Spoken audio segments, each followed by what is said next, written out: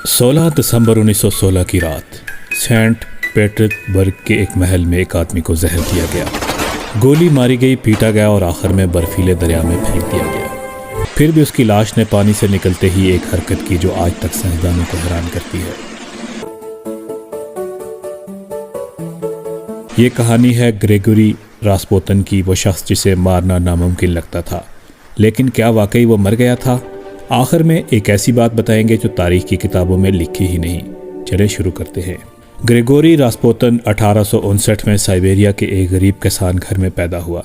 نہ تعلیم نہ شہرت، صرف ایک عجیب سی کشش اور علاج کی طاقت۔ 1905 میں وہ سینٹ پیٹرز برگ پہنچا اور زار نکولس دوم کی بیوی الیگزینڈرا تک رسائی حاصل کر لی۔ کیوں؟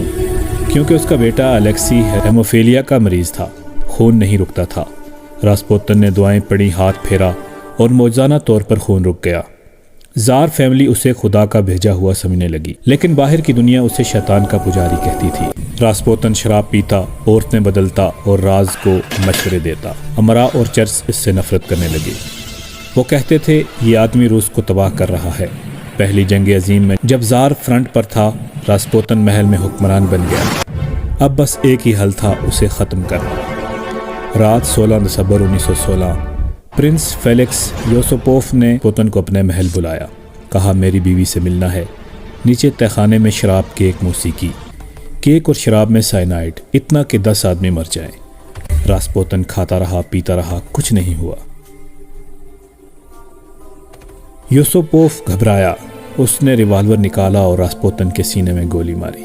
راسپوتن گرا، پھر اٹھ کھڑا ہوا۔ وہ باہر بھاگا، برف میں لڑکتا ہوا، دوسری گولی، تیسری گولی، اور پھر بھی چلتا رہا۔ آخر میں اسے رسیوں سے باندھ کر نیوا دریا کی برف توڑ کر پھینک دیا۔ اگلے دن لاش ملی، پوسٹ مارٹم میں لکھا زہر، کوئی اثر نہیں، گولیاں 3، دل اور پیٹ میں، پانی پھیپھڑوں میں، لیکن ہاتھوں کی رسیاں کھلی ہوئی، اور سب سے عجیب بات، لاش کے اوپر اٹھے ہوئے ہاتھ جیسے پانی سے نکلنے کی کوشش کر رہا ہو۔ اب وہ بات جو تاریخ چھپاتی ہے۔ 1970 کی دہائی میں ایک برٹش انٹیلیجنس فائل کھلی، اس میں لکھا تھا راسپوتن کی لاش جب نکالی گئی تو اس کی آنکھیں کھلی ہوئی تھی، اور ڈاکٹر نے نوٹ کیا کہ وہ ابھی تک جھپک رہا تھا۔ کیا یہ سچ تھا یا برف کا دھوکہ؟